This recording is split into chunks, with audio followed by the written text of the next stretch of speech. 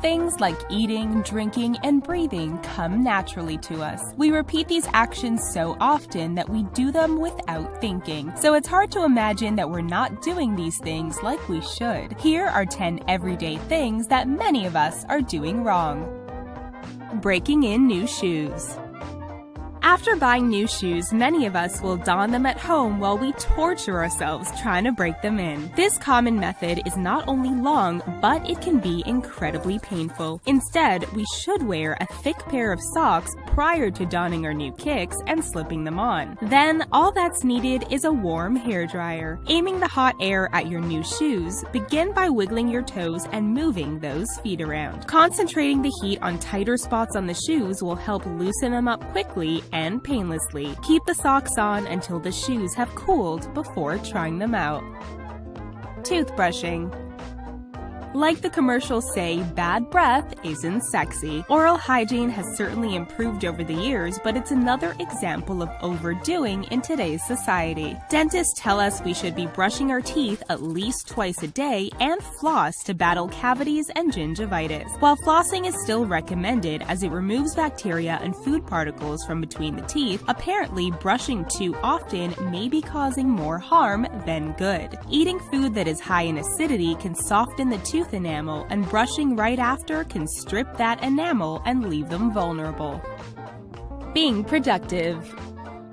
Contrary to popular belief, it is actually impossible to truly multitask. While it may seem productive, it actually causes a constant low-level distraction that keeps us from being truly productive. The best way to remain productive is to focus on one task at a time, taking short breaks to refocus. Our brains need time to relax between tasks in order to function at an optimal level. Working intensely for 30 minutes, then taking a 10-minute break has been proven to be the most effective method.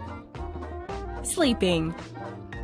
Nowadays, it seems like the majority of people suffer with issues revolving around sleep. Falling asleep, staying asleep, or not feeling well rested after sleep are all pretty common problems. We're told that we need at least 8 hours of sleep per night, but the issue is that we're not meant to have it all at once. Before the creation of artificial light, people would go to bed earlier and sleep for 3 to 5 hours, wake up for a few hours, then sleep again. Our bodies still want to use that natural sleep cycle, but artificial daylight and standardized work hours no longer allow for it, leaving people groggy and fatigued. Peeling potatoes. Anyone that has spent time in a kitchen knows that one of the most time-consuming chores is peeling potatoes, especially around the holidays when cooking for many people. Many of us feel that potatoes need to be peeled before they are cooked. However, this easy method involves cutting a horizontal line around each potato before placing them in boiling water. Once the potatoes are cooked, they need to be drained, then run under cold water. Once slightly cool, the skin will just slide off. Pooping.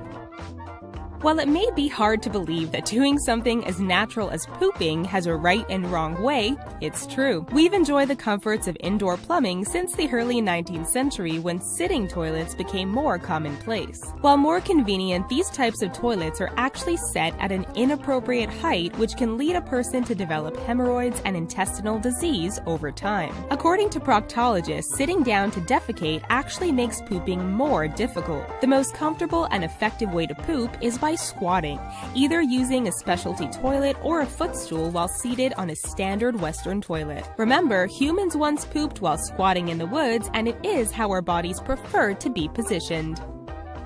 Giving birth.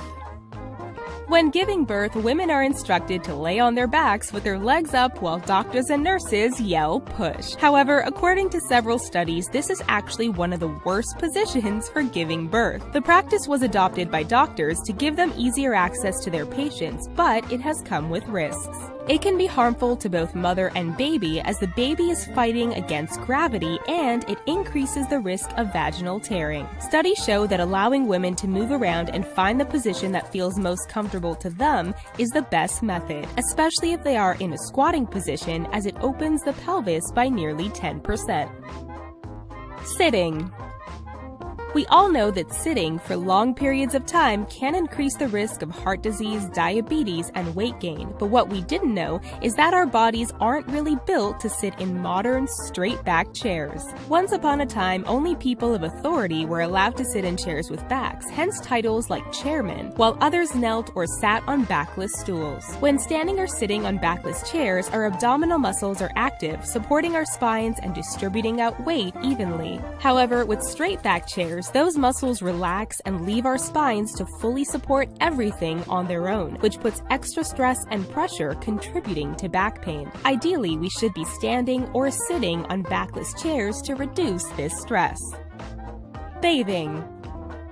Most rules of society tell us we should be bathing every day, or at least every other day, but lathering up with copious amounts of soap and hot water that often may actually be causing more harm than good. Our bodies are covered in layers of skin, and one layer, known as the horny layer, protects our skin from disease and bacteria. So if someone showers every day, they are not allowing that protective layer of skin to repair, leaving it vulnerable to bacteria, tears, and redness from irritation. So while there is no magic number of recommended showers per week, it's important to give our skin time to heal and make sure that it's moisturized. Breathing.